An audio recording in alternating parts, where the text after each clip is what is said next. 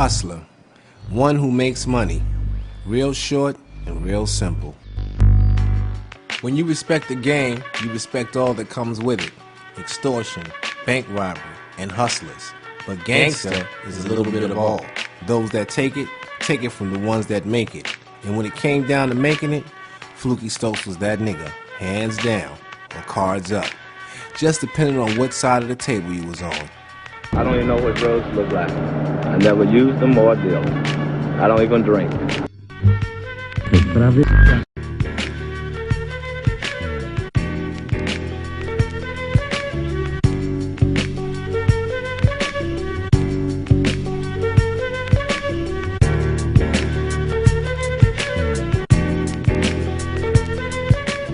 Since the early days of Chicago's gangster history, everything was built with structure. Some would argue that this was instituted by the mafia, notorious, organized, and involved in any and everything that involved money. However, because of nationalities and ethnicities, and surely racial boundaries, a black's earning potential was limited. Limited to petty crimes and drug abuse, encouraged to be subservient with sir, sent off to war only to be killed, injured, or maimed. And while America allowed the migrations of other countries' criminals, blacks sat beneath the tree and on cotton fields and watched. The pictures seen were learned and imitated and instilled flash, fame, and flamboyancy, and also Flukey Stokes to be exact. The baddest motherfucker south of Mississippi. Understand Flukey was really a country nigga at heart, raised with principles, values, and integrity of a man. Not a for the time being man, but a man who believed in work, getting it, taking care of your family, and holding your own. That value system seldom seen today. Take for example rapturous names like Lucas, Barnes, Alpo, is what made him different and made him real. Proud to be called hustler, proud to be a father, a leader, and to some, Lord. Drug lord, some might say, but nevertheless honorable. So honorable, in fact, he raised boys who stood amongst men who would fall victim to the pressures of that time. Heroin and cocaine would break the strongest of men, even though they were gangs to influence unity and neighborhood pride of that time. Organizations like Gangster Disciples, the Black Peace Stone Rangers, the Vice Lords, all black, all strong, but all without Flukey. I don't even know what drugs look like. I never used them or deal. I don't even drink. It takes a hell of a man to look you in the face and say he ain't do it, or does it. Depends on who you ask that question and where you're asking it at. Just try one of America's jails, and every prisoner would say not guilty. For various reasons, they'd likely say a lot. But then they ain't the only ones to say anything. Since the days of Flukey, there would always be two sides. What we would say and what they would say. But which side would you believe?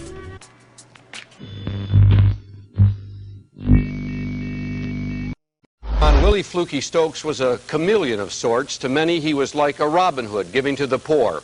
To the police, he was nothing more than a drug-dealing gangster who would stop at nothing, even murder, to protect his empire. Flukey Stokes' violent death was consistent with a life full of corruption, dope dealing, and murder. Flukey wanted people to believe his diamonds, cars, and cash came from Lady Luck. I'm a gambler. I shoot pool, dice. Maybe in the beginning, but 9 years ago, he traded in his dice and cards for cocaine and heroin.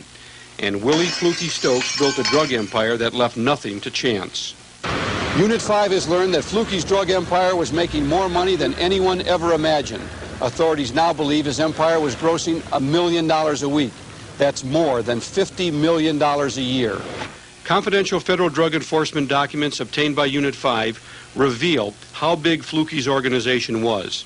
Flukey was trying to hire hitman James Allen as an enforcer to protect his drug organization. At that time, according to DEA documents, Flukey showed him 22 kilos of heroin worth more than $60 million. That was at just one stash house. Flukey had an endless supply of cocaine and heroin, and he established a drug messenger service consisting of 30 to 50 runners who could deliver his drugs anywhere in the city 24 hours a day. His runners were equipped with beepers like this one on Gordon Battle's attaché case. Unit 5 has learned that Flukey gave his runners only 2 ounces of dope at any time. Flukey limited the amount of dope he had on the street for a number of reasons. First, he could limit his losses if any of his runners got caught by the police, and he could keep better track of his dope supply if he gave everyone the same amount. And finally, he wouldn't give anyone any more dope until they paid for the dope they already sold. Flukey never handled the dope, he handled the money. And this man, Earl Wilson, started giving drug investigators an idea of just how much money Flukey was making and how much dope he was pushing on the streets. Wilson became an undercover operative for the police, and he documented 6 weeks of Flukey's activities. Here at 121 East 47th Street, Flukey set up office and counted his dope money, which was brought to him in gym bags, briefcases, and paper sacks. For example, Unit 5 has learned that on October 23rd, he counted as much as $200,000. On October 28th, he counted $60,000 from just one money runner, and on November 1st, 3 runners gave Flukey money. One of the bags contained $40,000. This man, Big Bill Hill, was Flukey's right-hand man. Pictured here in better days, his fingers were covered with diamonds and his hands stuffed with cash. On October 5th, 1983, he was caught with 134 packets of cocaine and heroin. Until he was put out of business, prosecutors say he alone made $100,000 a week for Flukey's organization. The money just rolled into Big Bill from the street people, who in turn rolled it into Flukey's pockets. 8-ball side pocket. It's one of the hardest shots a pool player can take, but it was real easy for one to try and paint. The picture being painted on Flukey was one that was anything but poetic, one that defied their own description of Robin Hood. Understand, Flukey was anything but legal, but why? What would make such a principled man lead, as they say, an unscrupulous life? Whatever it was Flukey did, he did well. One thing for sure is he left a legacy of flash and celebrity-type behavior for family and offsprings, as well as for those left to recite his legendary stories. My name's Chip. I'm Chip's son, Chip Jr. We're just doing the blueprint about everything my family was doing. You know what I'm saying? My father, my uncle, my cousins. Man, my daddy was my best friend.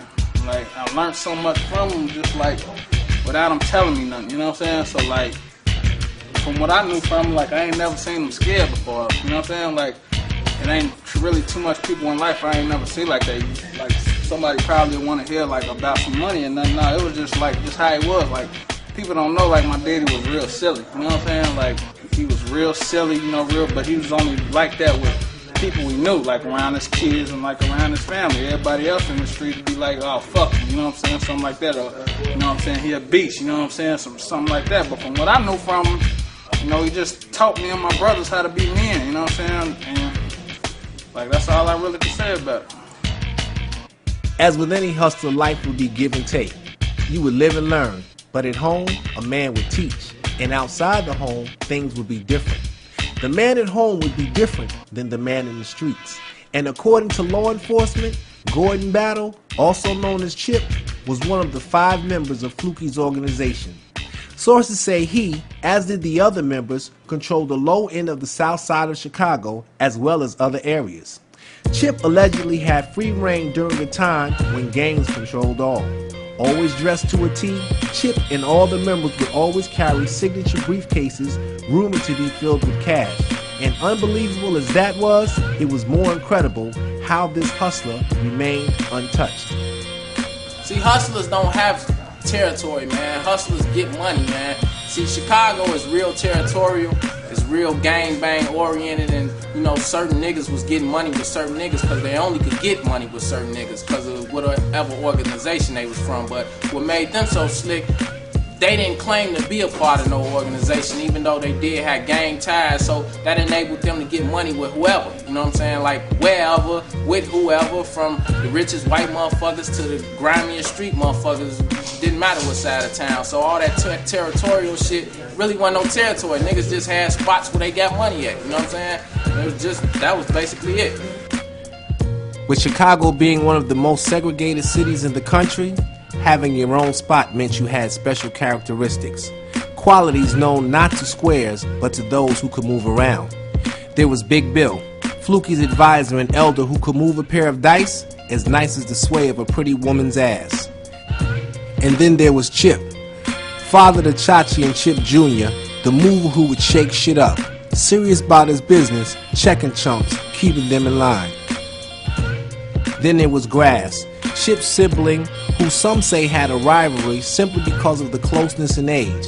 And last but not least, Willie, as in Willie the Wimp, small as Popeye but strong as the scent of shit from a diarrhea-ridden dog. Together there would be an alliance none could break, and they would be bearers of their special bond. They would hail Flukey as king, and as king, there would be competition from none. Flukey would try to eliminate his competition any way he had to. On the street, it might mean murder. In the police department, it meant bribes. On May 26, 1984, at a barbershop on the south side, Leroy Dixon was gunned down, shot in the head. He tried to move in on Flukey's drug turf. Last January on Merrill Street, Lavert Handy made the same mistake. He wanted to sell dope in Flukey's area. He ended up with a shotgun blast in the back of his head. On July 30th, in this parking lot, Anthony Brown was killed. He made the fatal mistake of robbing one of Flukey's runners and then refusing to return the money. For that, he was shot through the heart. Police say the man behind these murders was Willie Flukey Stokes. He was trying to protect his multi-million-dollar drug empire, so he simply had his competition eliminated, according to police. James Delaney is commander of Area 1. We think he'd do anything to protect his empire. We think that he made his money dealing in drugs. We think he protected his interests any way he had to, and if it led to murder, so be it.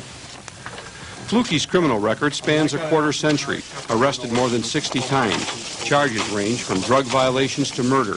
But since 1978, Flukey's life in crime seemed to come to a halt, even though his drug business was more profitable than ever. Unit 5 has learned while some police officers were working hard trying to put Flukey behind bars, others were on his payroll, secretly feeding him police reports and other inside information. It was after the funeral of Flukey's son, Willie the Wimp, that police got the surprising news. Flukey's informers penetrated the police department's detective division at Area 1. Stokes had been stopped by Las Vegas police while on a gambling junket at Caesar's Palace. He was caught with Chicago police mugshots of the suspects in his son's murder. Police tell Unit 5 it was not uncommon for Flukey to have stacks of confidential police reports. On raids or when search warrants were executed in the past, it would not be unusual to find police reports in Flukey's possession. Did that surprise you as a prosecutor? Well, Flukey would have no real good reason to have police reports unless he's trying to take care of his people. Drug investigators from the Cook County State's Attorney's Office, through an undercover informant, learned that Flukey had a lot of friends on the police department. Flukey would often spot police officers on the street and tell his bodyguards not to worry because, quote, they're my friends. Flukey suggested that if the police department had special details working late at night, he knew when they were out, where they were working, and who they were. Knowing that kind of information enabled Flukey to stay away from the police and to keep his empire operating without interference. He attempted to pay off police officers for police reports and we believe other things. We believe he was making an attempt to own the entire Chicago Police Department. Flukey, according to authorities and newspaper reports, was out of control. Out of order, some might say, but in his world, being out of order meant being in control. And what better thing to do than control the police? What better bullet to bust than that of a cop? That mentality was common, but the actual act was rare, as was Flukey. And although rare indeed, Flukey wouldn't be rare enough to escape the turmoil mounting. Authorities was on his back, he had open cases, and enforcing his area meant rivals had to die. A lot of shit came with the game for Flukey, but not even he was prepared for what was about to come. What was about to come would be something not to be outdone till this day in Chicago, or anywhere else for that matter. Flukey's son Willie would be killed, and with death, the world would be his stage. what I know happened was he was on 79th at the hotel. Lil Willie always stayed at hotels. He ain't had to, but he did. Lil Willie probably was about the littlest nigga you could ever imagine. You know what I'm saying? He probably was about 5'3", 100 and a buck 20, buck 25 wet. But he always kept a pistol on him. So supposedly he had a broad up in the hotel. Some niggas ran up on him at night up at the hotel on 79th and shot him. You know, he was on life support for about a week, and they decided to take him off. Buried in the Cadillac, had I guess about like 10 racks in his hands. You know what I'm saying? He had his jewelry on, and you know, Fluke was just like, that's how my son, like, his son was his best friend. You know what I'm saying? Like, you'll hear shit in the street, like he had his son killed and all this type of shit. Nah, like, his son was his best friend. You know what I'm saying? Like, his son, the one who got that thing cracking. You know what I'm saying? So like, he wanted his son buried how he was living. So, you know what I'm saying? So the folklore and all that just go along with it. It was just him wanting his son buried how he was living. And he drove a Cadillac every day. You know what I'm saying? $10,000 in his pocket wasn't nothing. You know what I'm saying? The little jury, that's how they was living back then. Get it how you live. A live nigga street term used today. But back then, it was incredible. A Cadillac coffin was unheard of and sent shockwaves in the underworld and in mainstream. And when life or death made that much noise, you could almost bet there would be more. Flukey had managed to get through some tough times.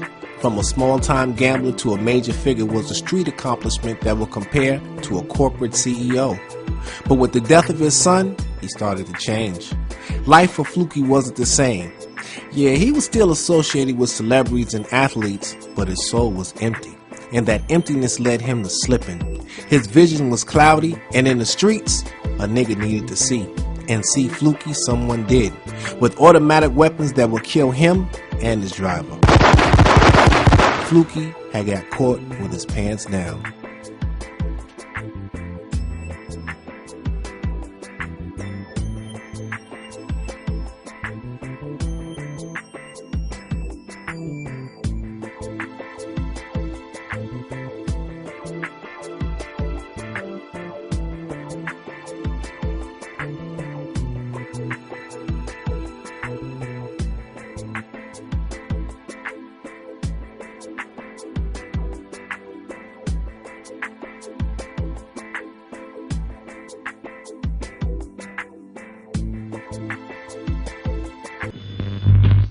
Who killed Willie Flukey Stokes is still a mystery tonight, but in our portrait of a pusher, a picture is emerging about who wants to fill his shoes.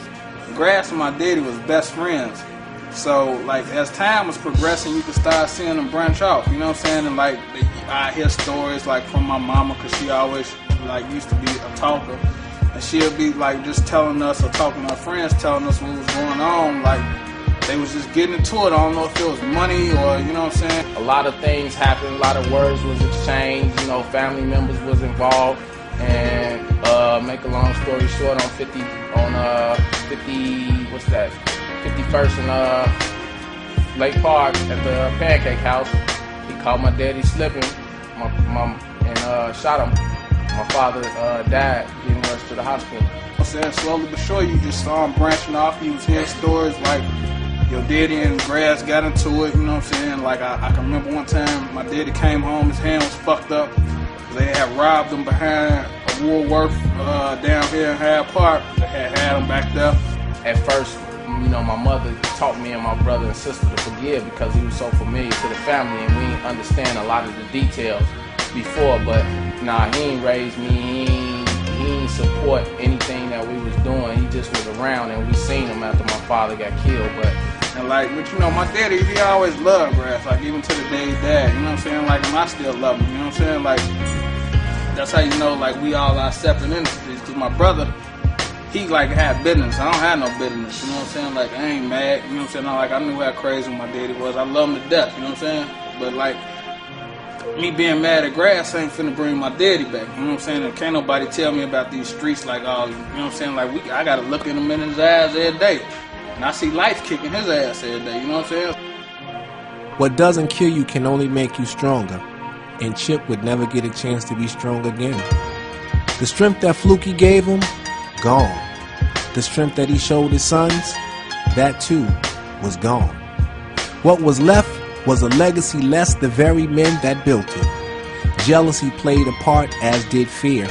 Greed also showed its face, only to be mirrored in the face of others.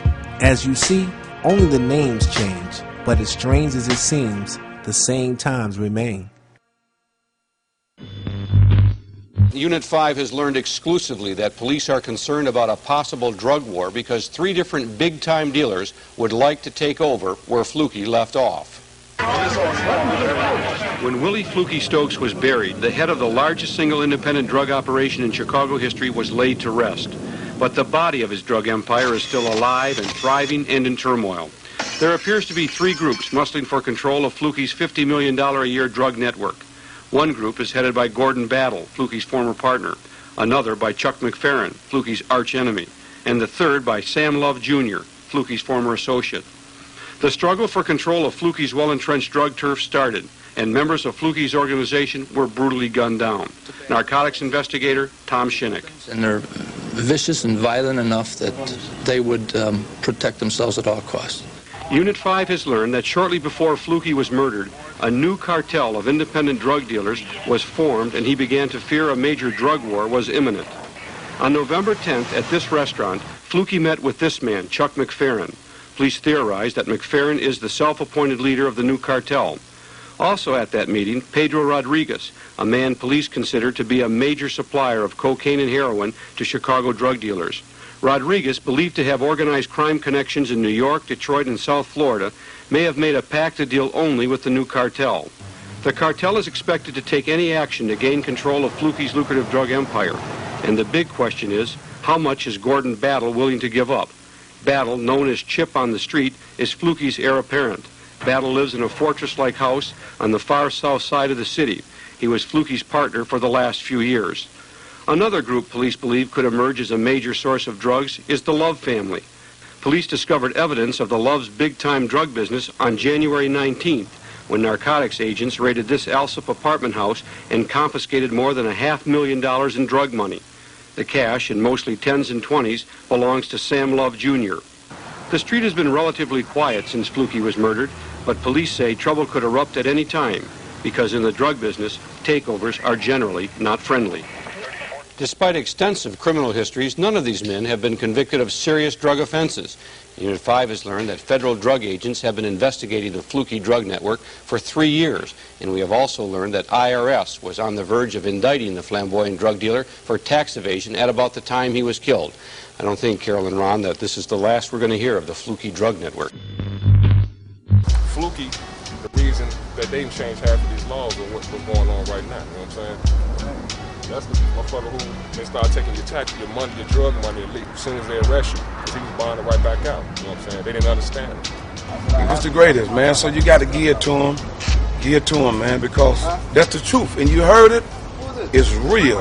They laid the game down, they told you what's happening, so accept this starting today. He was the boss. All that stuff, all that paid in full shit, like all that shit, that was good shit, you know what I'm saying? But I mean, some folks got killed, plenty of money was made, you know what I'm saying? And it's a big story. All that, New York shit and all that shit, it's cool for the TV, but it was real down here in Chicago, you know what I'm saying? Legendary Flukey Stokes house, man. My uncle, you know what I'm saying? A lot of my cousins and shit, they was raised here. Top room right here, this used to be Sabrina and Lil Trigger room. You know what I'm saying? Flukey Jean room used to be in the back. It's not a big place, but you know what I'm saying? Back then, a condo like this down here on the low end, man, where all the motherfucking excitement and shit was at. This was the place to be. Like, man, we had all this shit, all these mates. We could do no wrong with here. This where the money and the flow was at. You know, Fluke kept a lot of money in there. And believe it or not, Lil Willie used to stay right next door. You know what I'm saying? In this place right here. It used to be green right here, but you know what I'm saying? They did a little something to it. This just, where we came up at, man, all of us. That's just real life, real talk. You come around here, all these niggas hustlers, you know what I'm saying? Like, you come up and down the strip, you can say whatever you want to about these niggas over here, but all us some hustlers, that's real, you know what I'm saying? Like, I don't give a fuck what they do, how they do it, they get them some money. Getting money was, is, and always will be in Blacklopedia. The story within the story that says it ain't where you from, it's where you at. And obviously these men, these stories, are all at the same place at one point in their lives. The question is sometimes different, but the answers are always the same. To get it. It's as simple and as corny as that shit they teach in school. To be or not to be. A hell of a question for those who feel they have no choice.